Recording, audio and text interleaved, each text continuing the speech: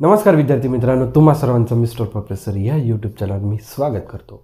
This is the video lecture number 27 from the mechanical properties of fluids and we discussing the previous year questions. Clear? So as you can see that all the previous three numericals are from the Maharashtra CET 2019. तिन्ही जे काय आपण questions choose केले आहे ते Maharashtra CET 2019. ठीक आहे. बघा, तुमचं जेव्हापासून CB मोड झाला, कम्प्युटर बेस्ड मोड झाला, त्यामुळे म्हणजे एकाच वर्षी 2-3 पेपर राहतात. समजा तुमचे जे काही बॅचेस वेगवेगळे येतात, ओके, कुणाचं सकाळून येते, कुणाचं दुपारून येते, आणि असं 2-4 दिवस चालत असतं. त्याच्यामुळे पेपरांची संख्या वाढली आणि क्वेश्चनची पण संख्या वाढली. आणि आता जसा मी म्हणजे जो काही माझा अभ्यास होता, अभ्यास म्हणण्यापेक्षा माझं जे काही ऑब्झर्वेशन्स होतं, जे काही मी प्रिव्हियस इयर पेपर्स चाळले, त्याच्यात एक गोष्ट लक्षात आली की 50 क्वेश्चनपैकी फिजिक्सच्या 2 क्वेश्चन्स मेकॅनिकल प्रॉपर्टीज ऑफ फ्लुइड्सवर आहे म्हणजे आहेच. कोणताही पेपर, ओके, कोणताही जर पेपर काढला तर नियर अबाउट, आणि असं नाही की दोन्ही क्वेश्चन्स तुम्हाला जवळजवळ मिळणार. समजा एक 10व्या क्रमांकाचा राहिला तर एक 16व्या क्रमांकावर, कधी कधी शेवटच मिळून जातो. येतं लक्षात? आणि माझा तो अभ्यास आहे, म्हणजे मी जे काय आत्ता ऑब्झर्वेशन्स केला, कारण की हे जे काही मी क्वेश्चन्स आणत आहे ते कुठनं आणत आहे, प्रिव्हियस इयर पेपर सेटमधनं. तर ते प्रिव्हियस इयर पेपर सेट चालत असताना मला तो एक लक्षात आला की 50 पैकी 100% सांगतो की मी आत्तापर्यंत जे काही प्रिव्हियस इयर पेपर 50 पैकी 2 न्यूमरिकल्स तुम्हाला 100% सापडतात. म्हणजे सापडतात कशावरचे? Mechanical properties of fluids. ठीक आहे. म्हणजे आपली नियर अबाउट 2 मार्काची तयारी 100% पक्की होऊन राहिली 50 आउट ऑफ. ओके. जर तुम्ही मागील रोटेशनल डायनामिक्स जर बघितलं असेल, त्याचे 2पेक्षा जास्त सापडत होते, 2 किंवा 3. त्याची प्रॉबॅबिलिटी थोडी यापेक्षा जास्त होती. त्याची 100% 2 आहे. मी एक तर बघितलाच नाही कोणत्या पेपर सेटमध्ये, 2च बघितले आहे. क्लिअर? ओके. असा एक तो ऑब्झर्वेशन राहतो. ओके. तुम्हाला इथे म्हणजे तुम्ही जर पेपर जर चाळले असणार तर तुम्हाला ती गोष्ट लक्षात येते. So we will move to the numerical number first, and the first one is from the all the 3 numericals are from the Maharashtra CET 2019. 2 capillary tubes of different diameters are deep in water. The rise of water is 0 in the both the tubes, same in the both the tubes. ठीक आहे. आता एक बघा, 2 समजा एक container आहे समजा, okay. या कंटेनरमध्ये आपल्याला 2 कॅपिलरी ट्यूब्स काय करायच्या, इथे डीप करायच्या आहे, ओके, विथ डिफरंट डायमीटर. समजा डायमीटर्स म्हणा किंवा रेडियस म्हणा, कारण की डायमीटर आणि रेडियसमध्ये डायरेक्टलीच प्रपोर्शनलचं रिलेशन आहे. Diameter is directly radius. Diameter sorry, हे उलट झालं ना रे बाबा. Radius is equals to diameter divided by 2. Therefore R आणि डी मध्ये डायरेक्टली रिलेशन आहे. त्याच्यामुळे डायमीटर म्हणा, रेडियस म्हणा, याची रेडियस R1, याची रेडियस R2. ठीक आहे. समजा 2 डिफरंट डायमीटर्सचे आपल्याकडे कॅपिलरी ट्यूब आहे, 2 डिफरंट रेडियसचे आपल्याकडे कॅपिलरी ट्यूब आहे, दोन्ही आपल्याला डीप करायचं. 100% जो काही वॉटर आहे तो राईज होणार. Okay. 0 in both the tubes not, same in both the tubes not, कारण की दोघांची रेडियस कशी आहे? डिफरंट. का बरं? कारण की राईजचा फॉर्म्युला आहे 2t cos θ divided by ρRg. याच्या लक्षात बघा, सरफेस टेन्शन थीटा, रो आणि जी सगळ्यांसाठी कसं राहणार? सेम. परंतु रेडियस कशी आहे? डिफरंट. त्याच्यामुळे रेडियस डिफरंट तर हाईट कशी? डिफरंट. त्याच्यामुळे सेमचा ऑप्शन कॅन्सल झाला आणि 100% राईज होणार. ठीक आहे. आता बघा त्याच्यानंतर बघा, more in tubes of larger diameter. आता बघा, डायमीटर म्हणा किंवा रेडियस आणि हाईटमध्ये कसं रिलेशन आहे? ओके. बघा, रेडियस जेवढं जास्त तेवढी हाईट कमी. ओके. रेडियस जेवढी कमी तेवढी हाईट जास्त.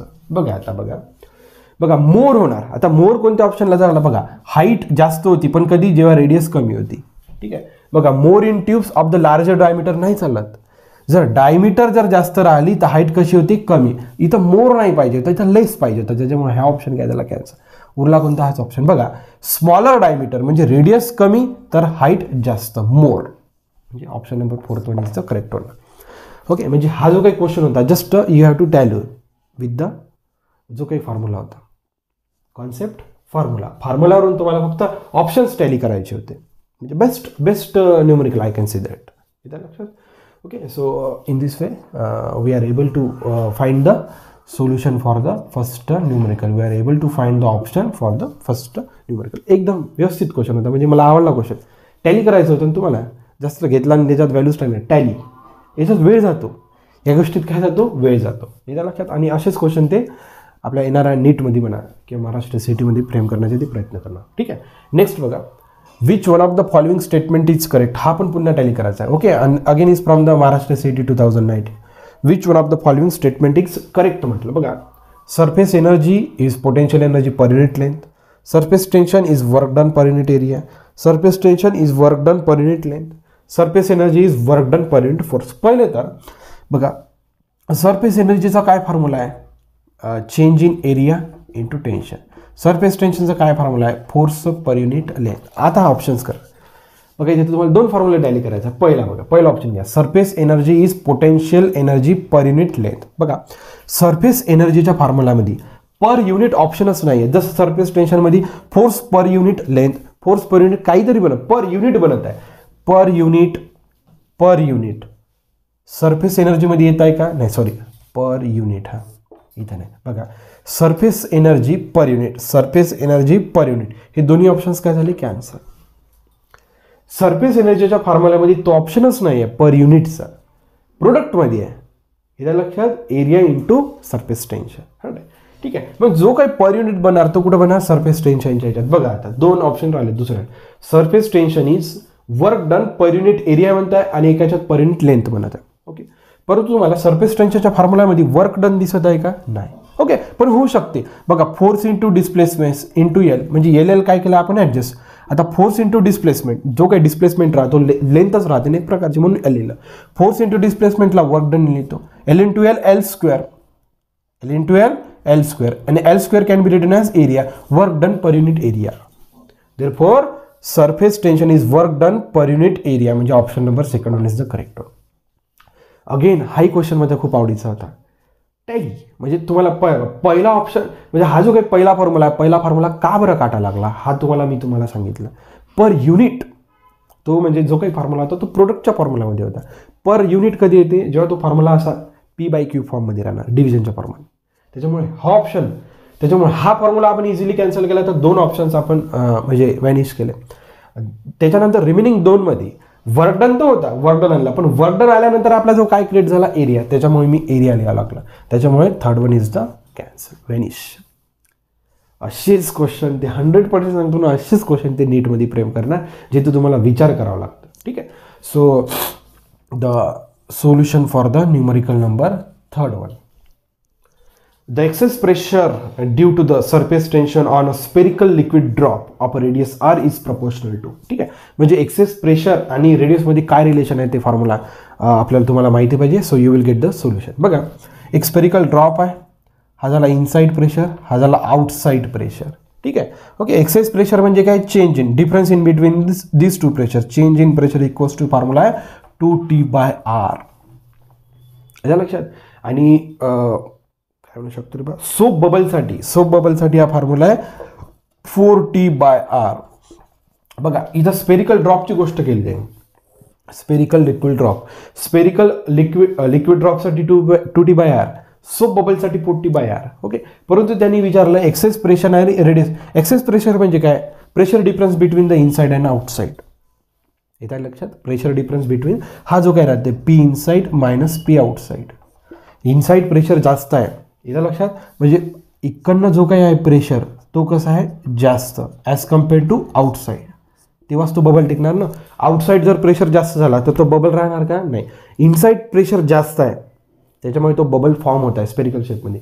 देअरफॉर जो काही एक्सेस प्रेशर राहतो तो काय राहते? Inside minus outside equals to, आणि डायरेक्टली प्रोपोर्शनल टू काय बेटा? R. ओके, आता 1/R लिहा किंवा directly proportional to the R inverse लिहा, काही फरक पडते का? नाही. Therefore the option number first is the correct one. R square नाही आहे, इथं लक्षात. R स्क्वेअर, R⁻² कॅन्सल झाले. या दोन काय राहिले? R वर असता तर डायरेक्टली प्रोपोर्शनल टू R लिहिला असता, पण खाली आहे, त्याच्यामुळे खालचा जर वर गेला तर काय होते? R inverse. तिन्ही क्वेश्चन्स अतिशय व्यवस्थित होते. त्याची त्या तिन्ही क्वेश्चनची फ्रेमिंग खूप महत्त्वाची होती. म्हणजे जो काही महाराष्ट्र सिटी 2019ला जो काही पेपर काढला, एकदम एक्झॅक्ट, म्हणजे काय म्हणतो, आउटस्टँडिंग त्याची फ्रेमिंग होती. प्रत्येक क्वेश्चनचं जर तुम्ही बघितलं तर प्रत्येक क्वेश्चन्स तुम्हाला तिथं विचार करायला लावत आहे. याच्या लक्षात. जर आपला उपक्रम आवडत चालला असेल तर जास्तीत जास्त ॲस्पिरंट्सपर्यंत पोहोचवण्याचा प्रयत्न करा. आपण असेच व्हिडिओ आपले रेग्युलर एव्हरी व्हिडिओ आपला तो लोगोच आहे. म्हणजे प्रत्येक दिवशी आपला प्रत्येक व्हिडिओ राहिलाच पाहिजे, जेणेकरून तुम्हाला तो जास्तीत जास्त काय करणार? कॉन्फिडन्स देणार. Okay, so thank you for watching. See in the next video.